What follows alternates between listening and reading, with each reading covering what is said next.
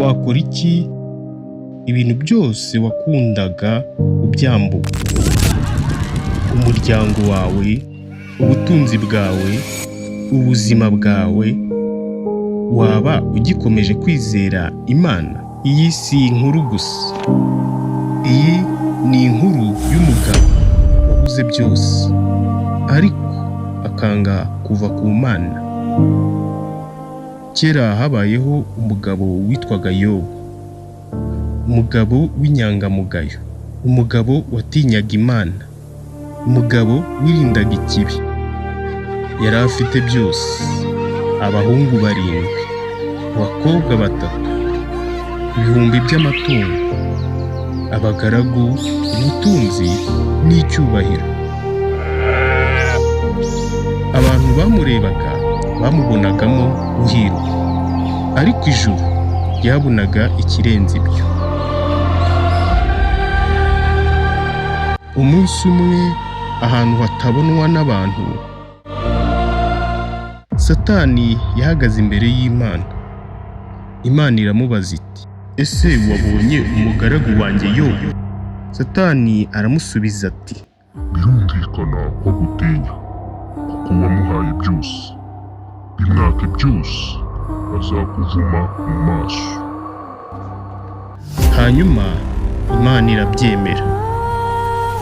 Mu munsi umwe gusa byose byarahindutse.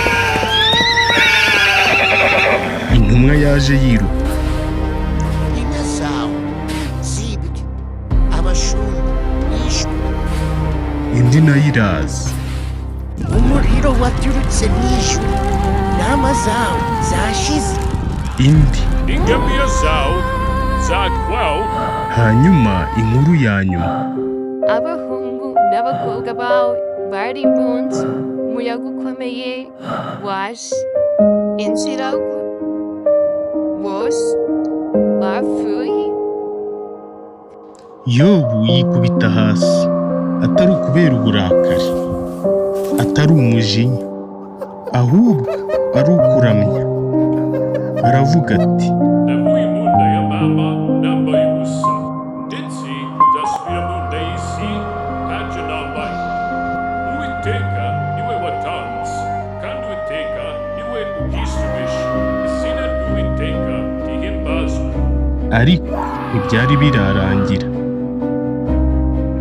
Satani yaragarutse, Kura ku mubiri we, ndabyizeye azakuvuma rwose.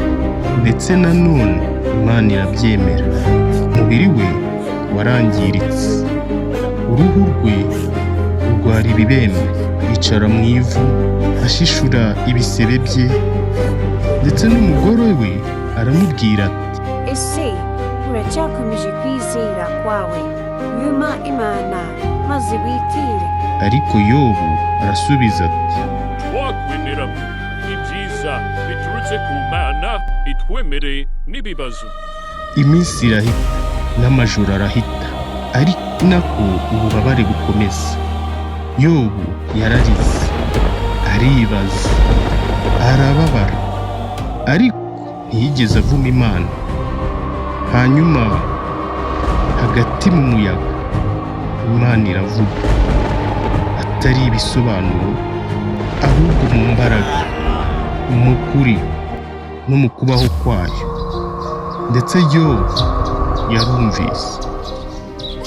Imana imusubiza byose, inshuro 2 z'ibyo yari afite mbere.